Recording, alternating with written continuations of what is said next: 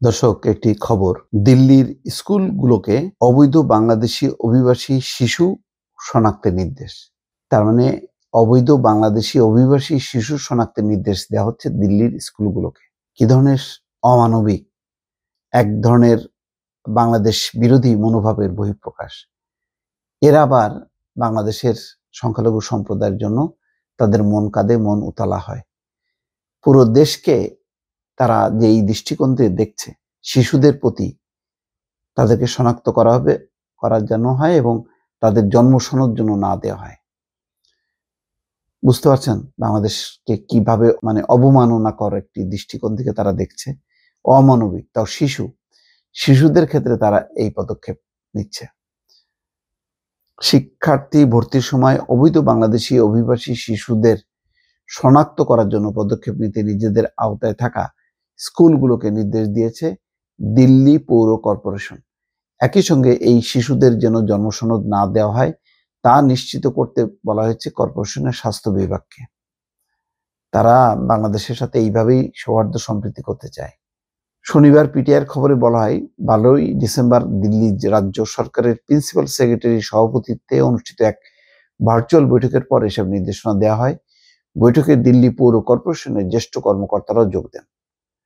পরে 18ই ডিসেম্বর পৌর কর্পোরেশনের বিভিন্ন বিভাগকে দেওয়া নির্দেশে বলা হয়, পৌর এলাকার আওতাধীন স্কুলগুলোয় ভর্তির সময় অবৈধ বাংলাদেশি অভিবাসী শিশুদের শনাক্ত করতে যথাযথ প্রতিরোধমূলক ব্যবস্থা গ্রহণের জন্য শিক্ষা বিভাগকে অনুরোধ জানানো হয়েছে। আর আগে থেকে যদি এমন কোনো শিশু ভর্তি হয়ে থাকে তাদেরকেও শনাক্ত করতে যথাযথ ব্যবস্থা নিতে নির্দেশ দেওয়া হয়েছে।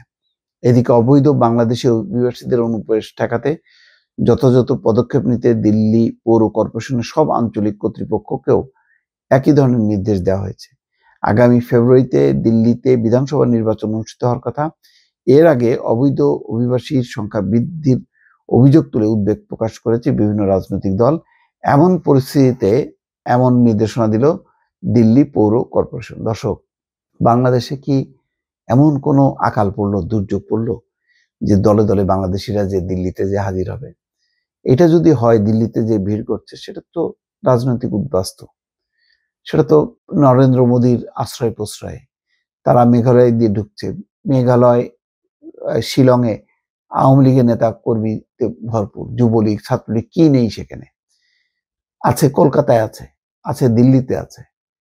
তো বললেই পারে যে আওয়ামী লীগের কেউ যাতে ভর্তি না হইতে পারে, তাদের শিশুরা, সন্তানরা বা কোনো নাগরিককে।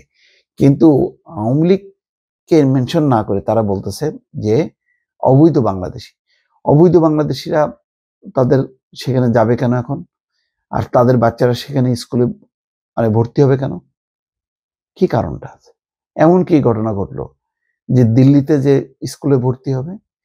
এইগুলি প্রচার করার অর্থ হচ্ছে নরেন্দ্র মোদী একটা সুবিধা নিতে চায়, বিরোধী পক্ষকে বলতে চায় আমরা একমাত্র হচ্ছে হিন্দু প্রেমী, আমরা একমাত্র ভারত প্রেমী, আর বাকি দলগুলো হচ্ছে বাংলাদেশিদেরকে ঢুকায় তারা তাদের ভোট বৃদ্ধি করছে। এটা পশ্চিমবঙ্গে তো মারাত্মকভাবে, ওইখানে ওই শুভেন্দু অধিকারীর মতন বিজেপির সেই নেতারা, যারা রাজ্যের যে পার্লামেন্টের বিরোধী দলীয় নেতা, তারা তো মনে করেন যে ওই মমতা হচ্ছে বাংলাদেশের কোনো নেত্রী।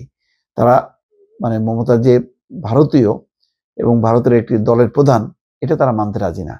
বরং কিভাবে তারা বাংলাদেশি এবং বাংলাদেশি মুসলমানদেরকে বিশেষ করে পৃষ্ঠপোষকতা করে, তাদেরকে পশ্চিমবঙ্গে প্রশ্রয় দিচ্ছে।